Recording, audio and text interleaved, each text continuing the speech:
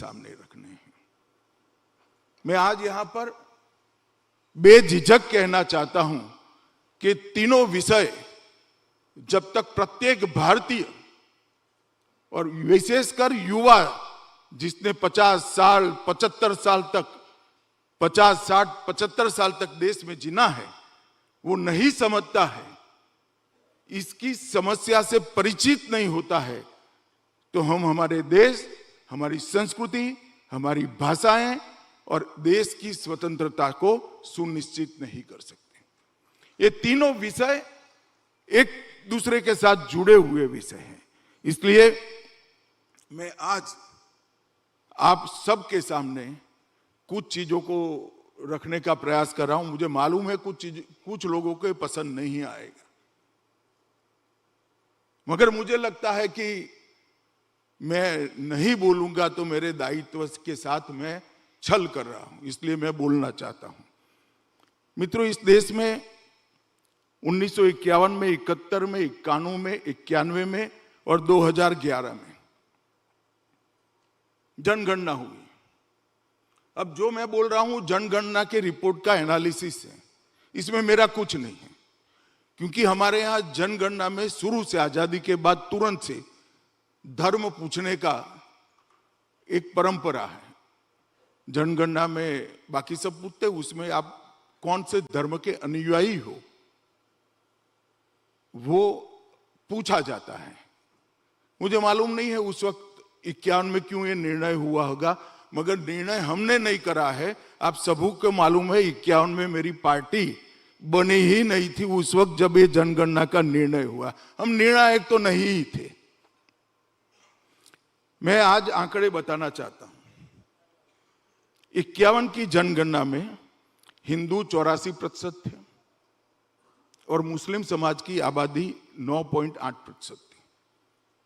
71 में 82% हुए हिंदू और मुस्लिम समाज की आबादी 11%। 91 में 81% हुए हम और मुस्लिम समाज की आबादी 12.12% हुई। और 11 में 79% हुए और मुस्लिमों की संख्या 14.2% हुई।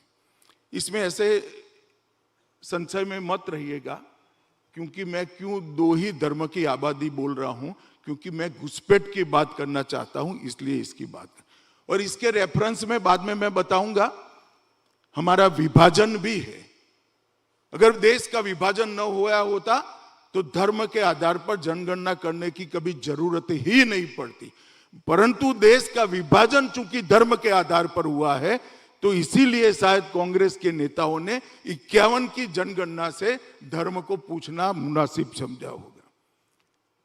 तो एक प्रकार से बहुत सारी गिरावट हुई है। मुस्लिम आबादी की बढ़ोतरी 24.6% के दर से हुई है और हिंदू आबादी 4.5% कमी हुई है।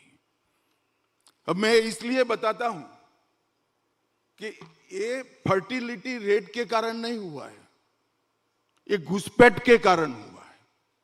जब भारत का विभाजन हुआ धर्म के आधार पर हुआ, हमारी दोनों ओर पाकिस्तान बनाया गया, जो बाद में बांग्लादेश में कन्वर्ट हुआ और पाकिस्तान में कन्वर्ट हुआ।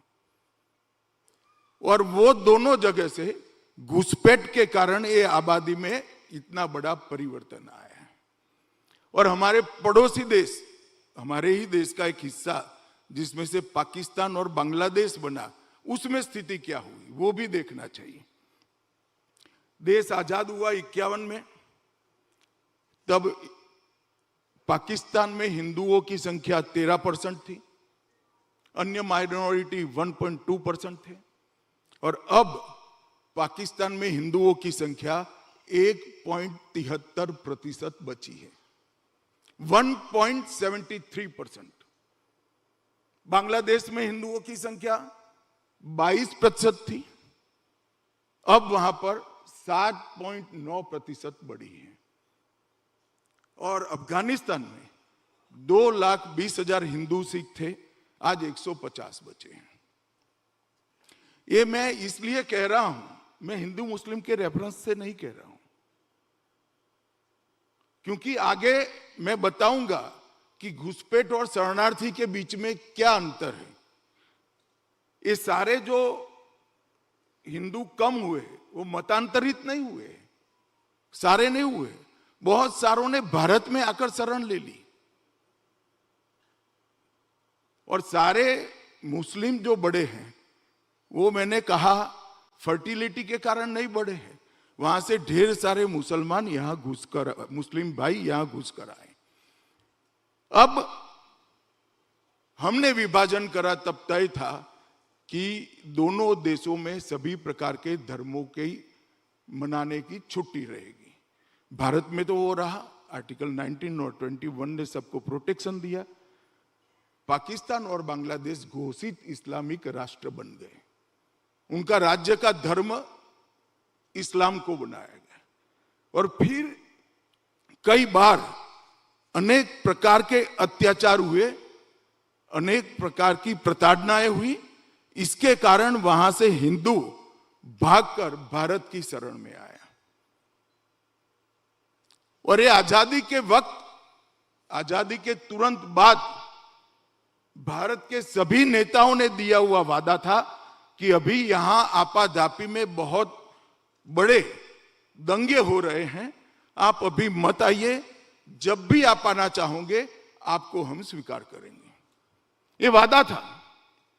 और एक प्रकार से नेहरू लियाकत पैक्ट का हिस्सा था, जिस पर देश के प्रधानमंत्री ने सिग्नेचर किया था। मगर वो जब आए तो उनको शरणार्थी मानकर इस देश में स्वीकार कर लिया गया, परंतु इनको नागरिकता नहीं दी। आप मुझे बताइए, कोई 65 में आया, कोई 71 में आया, कोई 81 में आया, कोई 91 में आया, कोई 2001 में आया, 4 पीढ़ी हो गई, उसको नागरिकता नहीं मिली। क्यों नहीं मिली? कि आप वहां थे। क्यों वहां थे? भारत ने विभाजन को स्वीकार किया, इसलिए वो वहां थे। और हमने वादा किया था कि 2051 में वादा किया था, आप जब भी आओगे हम आपको स्वीकार करेंगे। तो एक शरणार्थियों की वैधानिक नागरिकता के बगैर बड़ी फौज खड़ी हुई। और इसके लिए जब भारतीय जनता पार्टी को पूर्ण बहुमत मिला, नरेंद्र मोदी प्रधानमंत्री बने, सीएए का कानून लेकर हम आए और उनको नागरिकता देने का काम किया। उस वक्त बहुत प्रचारित किया गया कि सीएए से मुसलमानों की नागरिकता चली। सीएए में बोल बोल कर थक गया, और मीडिया ने भी मेरे साथ अन्याय किया है। ये बात को कभी प्रमुखता से नहीं दोहराया कि सीएए किसी की नागरिकता ले नहीं सकता, छीन नहीं सकता। सीएए नागरिकता देने का कार्यक्रम है, नागरिकता प्रदान करने का कार्यक्रम। उस एक्ट के किसी भी प्रावधान में हिंदू, मुस्लिम, सिख, ईसाई किसी की नागरिकता छीनने का रास्ता ही नहीं है। जो शरणार्थी है उसको नागरिकता देने का प्रावधान है।